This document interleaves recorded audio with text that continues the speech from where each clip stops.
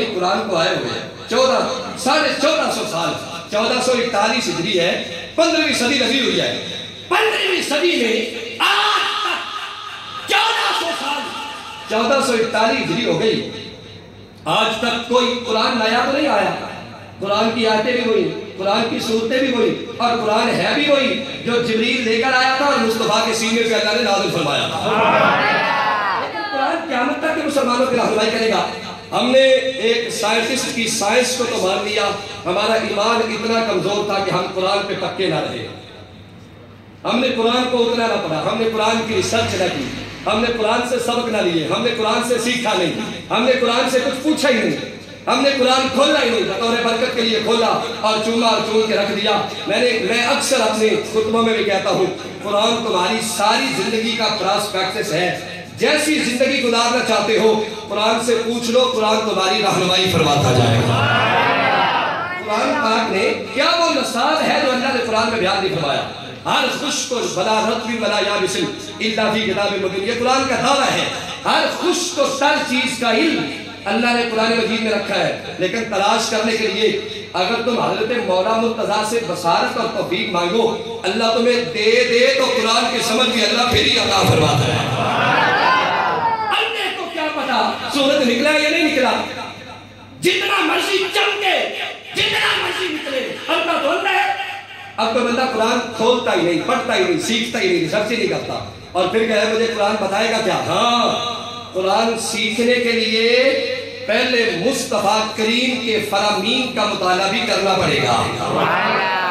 بتا کہ بھائی اگر تو 10ویں میٹرک کے ڈائریکٹ ایگزام ہوتے، پیپر ہوتے، تو کوئی بندہ پہلی کلاس میں داخلہ لینے کے لیے تیار ہی نہ ہوتا۔ پریپ میں کیوں داخل ہوتے ہو؟ نرسری میں کیوں بچے ہمارے جاتے ہیں اور 2500 روپیہ آغاز میں ان کی فیسیں کیوں بھرتے ہو؟ ڈائریکٹ میٹرک کے پیپر کیوں نہیں دلواتے؟ کہتے ہو قرآن سمجھنے کے لیے حدیث کی ضرورت کیا ہے؟ میں کہتا ہوں اسی لیے جس طرح چھت پہ چڑھنے کے لیے سیڑھیوں کی ضرورت ہوتی ہے، اس طرح قرآن سیکھنے کے لیے قرآن والے کی شاگردی بھی کرنا پڑتی ہے۔ ایسے نہیں قرآن آتا، ایسی آتا ہوتا، ہر ایک کو آتا ہے۔ دل بھی کثیرہ بیاہی بھی کثیرہ، یہ قرآن کا ہی فرمان ہے کہ بہت ساروں کو گمراہ کرتا ہے اور بہت ساروں کو ہدایت بھی عطا فرماتا ہے۔ ہدایت کی بھی عطا فرماتا ہے۔ جناب ابوبکر صدیق نے مصطفیٰ کے سامنے قرآن پڑھا تو اللہ نے ہدایت عطا فرمائی۔ بولتے جاؤ نا، بولتے جاؤ۔ عمر فاروق نے مصطفیٰ کے سامنے قرآن پڑھا تو اللہ نے ہدایت عطا فرمائی۔ عثمان غنی نے قرآن مصطفیٰ کے سامنے پڑھا، اللہ نے ہدایت عطا فرمائی۔ خدا نے قرآن پڑھا مصطفیٰ کے سامنے، اللہ نے ہدایت عطا فرمائی۔ مصطفیٰ کریم کے سامنے قرآن پڑھا تو اللہ نے ہدایت عطا فرمائی۔ اور بے ہدایت کون ہوتے ہیں؟ جو قرآن کو رواج سمجھ کے پڑھتے ہیں کہ بس پڑھ لیا ہے، ٹھیک ہے جو نازل جو ہم پہ ہوا ہے مجبوراً پڑھ لیا ہے۔ قرآن کو بطور رہنما کتاب سمجھ کے پڑھو، اور جب تم بطور رہنما کتاب سمجھ کے پڑھو گے تو پھر دیکھنا اللہ کی قسم اس میں اتنے اتنے ہیں کہ ایک آیت کو 1000 مرتبہ پڑھو تو 1000 مرتبہ تمہیں نئے سے نئے موتی اللہ عطا فرمائے گا، نئی سے نئی برکتیں اللہ عطا فرمائے گا۔ اب ہم نہیں کہتے تھے، میں پورے ورلڈ میں جو اس وقت حالات ہیں، آپ جتنے اب آپ بیٹھے ہیں بوڑھے جوان، آپ میں سے بہت سارے افراد سوشل میڈیا کے ساتھ اٹیچ ہیں، اور آپ پوری دنیا کے حالات اس وقت دیکھ رہے ہیں۔ اٹلی، چین، چائنا، امریکہ اور اس کے ایران، پاکستان، دیگر جتنے یورپین کافی سارے ممالک ہیں جو اس بیماری کی لپیٹ میں اور سمجھا جاتا ہے۔ اور پاکستان میں کیسی آئی، کیوں آئی، کس وجہ سے آئی یا نہیں آئی، یہ بات بڑی لمبی چوڑی اور بڑے مبصر ہیں تبصرہ کرنے والے۔ فیس بک پہ بڑی بڑی لمبی تحریریں ہیں، بندہ پڑھ بھی نہیں سکتا اتنی لمبی تحریر، اور ریسرچر بڑے ہیں جنہوں نے بہت سارے اس پہ تبصرے کیے ہیں۔ میں صرف اتنا کہنا چاہتا ہوں کہ اسلام قرآن ہمیں کل بھی فرما رہا تھا، جب تم اسلام میں پورے داخل ہو جاؤ گے پسماندگی، بے حیائی، بے شرمی، بے برکتی اور یہ ساری بیماریاں دور ہو جائیں گی، اللہ تمہیں نیا اور خوبصورت رنگ عطا فرمائے گا۔ ضرورت ہے کہ ہم اسلام میں پورے داخل ہو جائیں، مکمل، کمپلیٹ، کہ میری میت کو سجایا جائے، سوارا جائے، غسل دیا جائے، کفن دیا جائے، اتنے لوگ جنازہ پڑھیں، کیونکہ میں مسلمان ہوں۔ مسلمان اس لیے نہ بنو، مسلمان اس لیے بنو کہ میں مسلمان ہوں، میرا طرز حیات، میری زندگی کے تقاضے، میری زندگی کے طریقے وہ قرآن و سنت کے مطابق ہونا چاہیے. میرا اٹھنا بیٹھنا قرآن و سنت کے مطابق ہونا چاہیے. میرا بول چال قرآن و سنت کے مطابق ہونا چاہیے. والدین سے رسم و رواج، رشتہ داروں سے رسم و رواج، لین دین، معاملات، خرید و فروخت میری قرآن کے مطابق ہونا چاہیے.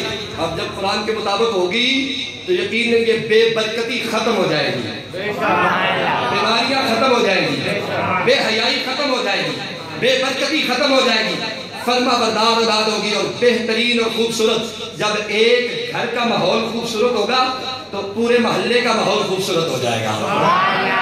اگر پورے محلے کا ماحول خوبصورت ہوگا تو پورے گاؤں کا ماحول خوبصورت ہو جائے گا. اگر ایک گاؤں کا ماحول خوبصورت ہوگا تو پورے شہر کا ماحول خوبصورت ہو جائے گا. اور پتہ چلے گا کہ ہم پہ یہودیت کا نظام نہیں بلکہ اس گاؤں پہ قرآن کا سایہ ہو رہا ہے. ہماری تربیت فرمائی ہے اس انداز میں اور ہم نے اس کو چھوڑا. تو اللہ تبارک، آپ نے پڑھا ہے اور ہم نے پڑھایا ہے کہ ان بطش ربک لشدید، اللہ کی پکڑ بڑی سخت ہے. اچھا بزرگان جو ہونے سن اللہ جو غصے سے ہوتا ہے نا کہ ڈنڈے نہیں مارتا.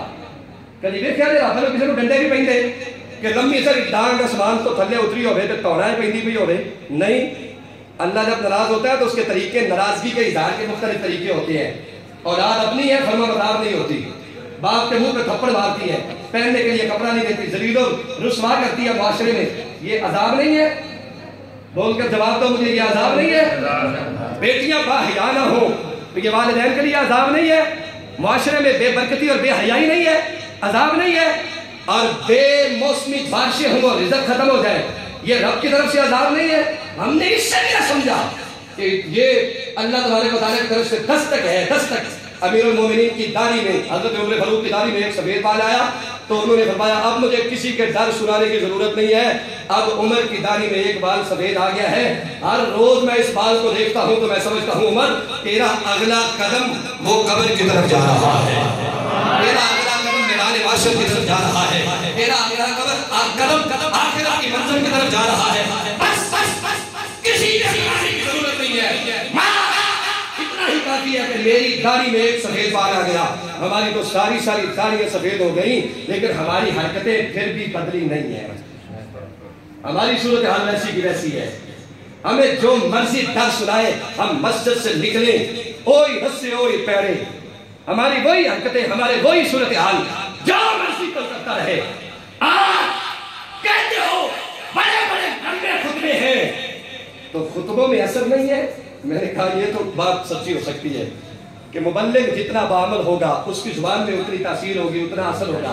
تو میں نے کہا میں جب یہ پڑھتا ہوں تو میرا سر شرم سے جھک جاتا ہے. کیا امام حسین کی زبان میں بھی اثر نہیں تھا؟